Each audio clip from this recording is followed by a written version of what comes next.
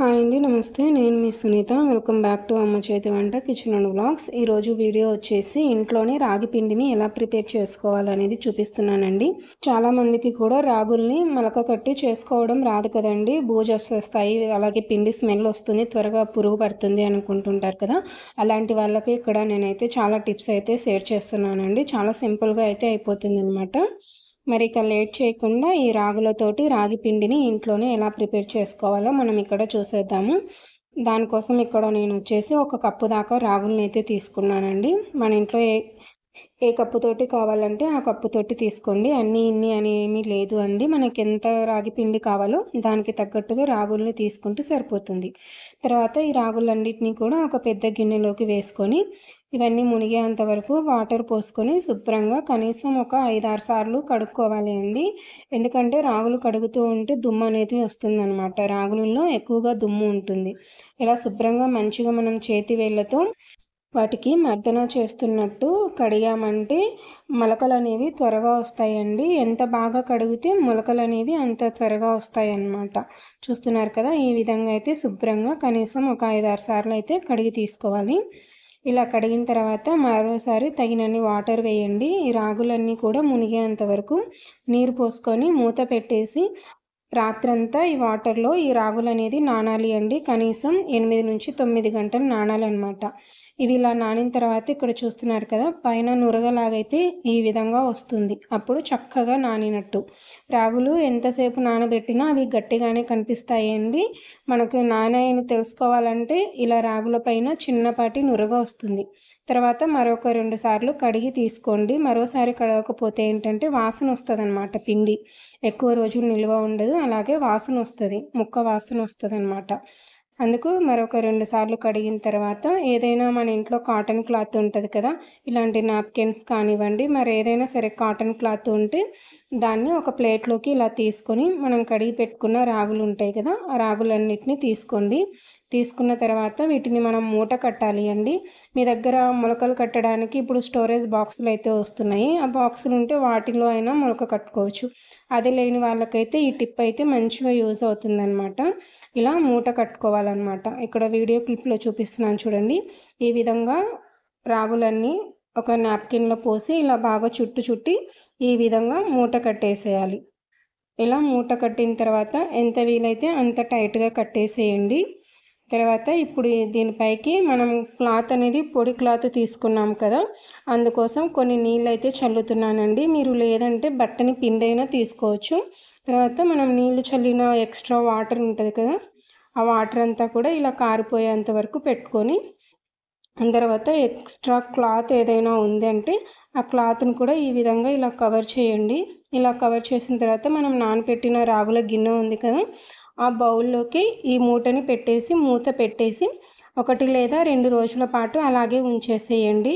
రాగులైతే మంచిగా ఉన్నాయంటే, అలాగే రూమ్ టెంపరేచర్ కూడా బాగుందంటే 1 రోజులోనే వస్తాయండి. వాతావరణం చల్లగా అలా ఉంది అంటే 2-3 రోజులు పడుతుందన్నమాట. నేనైతే ఆల్రెడీ ఒక రోజుకి తీసి చూశాను. తర్వాత చిన్నగా వచ్చాయి. ఎక్స్ట్రా వాటర్ కూడా వచ్చినట్టు ఉంటే కింద మరొకసారి పొడి క్లాత్ వేసి పెట్టానన్నమాట. తర్వాత 2వ రోజుకైతే ఇక్కడ తీసి చూపిస్తున్నానండి. కొంచెం బాగా వచ్చాయన్నమాట. ఇంకొక 2-3 రోజులు పెట్టామంటే మొలకలు అనేవి బాగా పెద్దగా వస్తాయి. నేనైతే 2 రోజులకే పెట్టానండి. అలాగే ఇక్కడ చూస్తున్నారు కదా, చాలా పొడిగా ఉన్నాయి. మనం వాటర్ చల్లి తీసుకున్నా కూడా ఎంత పొడిగా ఉన్నాయో, అలాగే రూట్స్ కూడా చాలా చక్కగా వచ్చాయండి. ఇక్కడ చూడొచ్చు మొలకలు అనేవి ప్రతి గింజకి కూడా వచ్చాయన్నమాట. ఈ విధంగా వస్తే సరిపోతుందండి. మీరు కావాలంటే ఇంకొంచెం పెద్దగా వచ్చేంత వరకు కూడా పెట్టుకోవచ్చు. తర్వాత వీటన్నిటిని నేనైతే ఆరబెడుతున్నానండి పిండి చేసుకోవడం కోసం. మీకు ఎండ కనుక బాగా ఉంటే ఎండలో ఆరబెట్టుకుంటే మంచిదన్నమాట. స్మెల్ రాదు, అలాగే ఎక్కువ రోజులు కూడా నిల్వ ఉంటుంది. దాదాపుగా 6-10 నెలల పాటు అయితే దీన్ని స్టోర్ చేసుకోవచ్చు. అలాగే దుమ్ము గిమ్ము ఏది పడకుండా దానిపైన ఒక క్లాత్ కప్పేసి ఎండలో ఎండబెట్టుకోండి. నేనైతే ఎండలో ఎండబెట్టేసి నా పని చేసుకుంటూ మర్చిపోయాను అనమాట. సాయంత్రం తీసాను. ఈలోపు చాలా చక్కగా ఒట్టిగా ఎండిపోయాయి అన్నమాట. మనం అసలు వేపుకోని అవసరం కూడా లేదు. కాకపోతే వేపుకున్నామంటే స్మెల్ అయితే చాలా బాగుంటుంది, ఎక్కువ రోజు నిల్వ ఉంటుంది. ఈ రాగి పిండితో మనము రాగి సంకటి కానివ్వండి, అలాగే పూరి, ఇడ్లీ, రాగి జావా ఇలా ఏం చేసుకున్నా కూడా మంచి టేస్ట్ ఉంటుంది. నేను ఈ వీడియో అప్లోడ్ చేసేలోపే మా ఇంట్లో రాగి పిండి అంతా అయిపోయింది. తర్వాత మరొక కేజీ రాగుల్ని నానబెట్టి మళ్ళీ పిండి ప్రిపేర్ చేశాననమాట. పిల్లలు అచ్చం బూస్ట్ లాగా ఉందని తాగుతూ ఉంటారు. ఇలా స్టవ్ పైన మళ్ళీ కడాయి పెట్టుకొని ఈ రాగులన్నిటిని కూడా తీసుకొని మంటని లో ఫ్లేమ్లోనే పెట్టుకొని కనీసం ఒక 5 నిమిషాల పాటు వేపండి. ఇవి వేగుతూ ఉంటే స్మెల్ చాలా చక్కగా వస్తుందండి. స్మెల్ వస్తుంది కదా అని ఆఫ్ చేయకండి. 5 నిమిషాల పాటు మంటని లో ఫ్లేమ్లోనే పెట్టుకోండి. ఇలా వేపుతూ ఉంటే మంచి కలర్ వస్తాయి అన్నమాట. ఆ కలర్ వచ్చేంత వరకు కూడా వేపుకోవాలి. ఒకటైతే గుర్తుపెట్టుకోండి, మంటని లో ఫ్లేమ్లో పెట్టుకొనే వేపుకోవాలి. మీకు వేపుకోవడం ఇష్టం లేకపోతే ఎండబెట్టుకొనైనా మిక్సీ పట్టుకోవచ్చు. కాకపోతే వేపుకున్నామంటే పిల్లలు అచ్చం బూస్ట్ లాగా ఉంది టేస్ట్ అనేసి చాలా ఇష్టంగా తాగుతారనమాట. మీకు కావాలంటే రాగి జావ ఎలా ప్రిపేర్ చేసుకోవాలో వీడియో కావాలంటే కామెంట్ చేయండి. తప్పకుండా వీడియోని కూడా పోస్ట్ చేస్తాను. అలా వేపుకున్న తర్వాత ఒక ప్లేట్లోకి తీసుకొని పూర్తిగా చల్లారనివ్వండి. అదే కడాయిలో ఉన్నాయంటే మాడిపోతాయి. ఇలా ఒక ప్లేట్లోకి తీసుకున్న తర్వాత ఇవి చల్లారిన తర్వాత ఒక మిక్సీ జార్ తీసుకొని ఆ మిక్సీ జార్లోకి అన్నీ కూడా వేసేసుకోండి. మీరు ఎక్కువగా తీసుకుంటే సెకండ్ బ్యాచ్ కింద కూడా మిక్సీ పట్టుకోవచ్చు. నాకైతే ఇక్కడ ఒక బ్యాచ్కే సరిపోయాయండి. తర్వాత వీటన్నిటిని ఎంత వీలైతే అంత మెత్తటి పేస్ట్ లాగైతే మిక్సీ పట్టుకోండి. ఇక్కడ చూపిస్తాను చూడండి. నేనైతే చాలా మెత్తగా అయితే మిక్సీ పట్టుకున్నాను అనమాట. మరీ మెత్తగా అంటే మైదాలాగా కాకుండా లైట్ బరకగా ఉండాలి. ఎంత వీలైతే అంత మెత్తగా పట్టుకోండి. ఇక్కడ చూస్తున్నారు కదా వీడియో క్లిప్లో. ఈ విధంగా పట్టుకున్నామంటే రాగి జావా అనేది టేస్ట్ చాలా బాగుంటుందండి. ఇలా మనము ఎండబెట్టి వేపుకొని చేయడం వల్ల కూడా మనం రాగి పిండి కలుపుకునేటప్పుడు ఉండలవ్వదనమాట. తర్వాత దీన్నంతటిని కూడా ఒక ప్లేట్లోకి తీసుకొని పూర్తిగా చల్లారనివ్వండి.